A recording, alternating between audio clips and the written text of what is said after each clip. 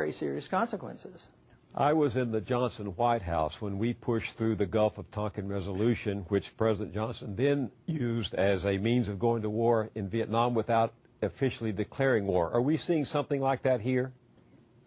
I think it's very similar, because I see this as not assuming responsibility by the Congress, but the Congress transferring this authority to wage the war and giving it to the President.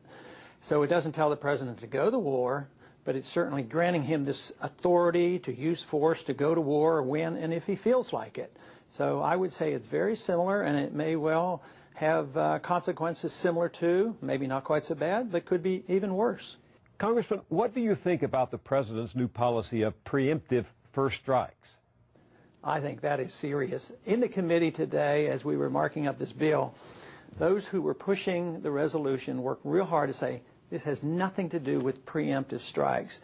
And I made a statement, I said, this is what it's all about, is to establish and institutionalize the preemptive strikes. Although we have done that off and on in minor degrees over the years, this one is much more open and much more declared and a much bigger issue. And that's what this is all about, a preemptive strike.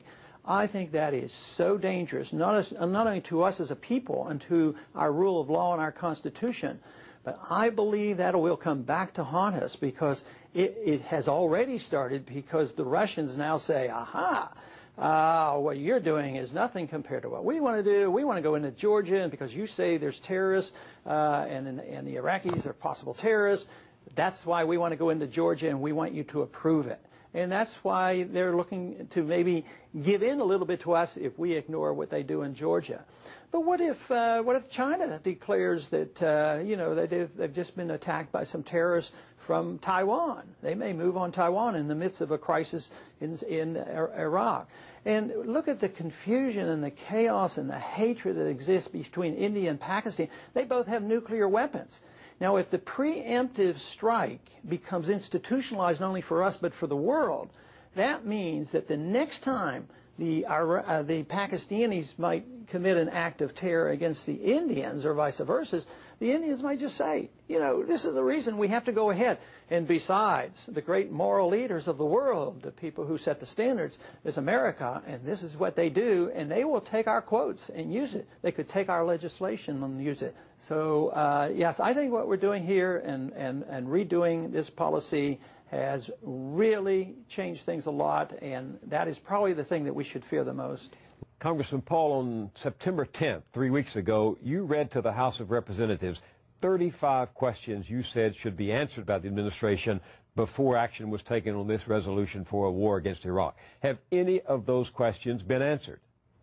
No, I guess in bits and pieces, and I qualified that by saying I wouldn't get to ask them. You know, I probably, in these couple days of opening debate and plus my amendment, I probably had 12 to 15 minutes total, and those questions wouldn't have been answered because they're more complicated. And I would not, I once again, you know, I indicated that they can best treat me by trying to ignore me.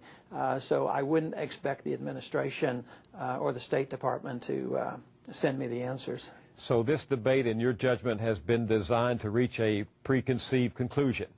Well, the most important characteristic was don't mess with the language, and don't have a real debate, but just sort of rubber stamp it.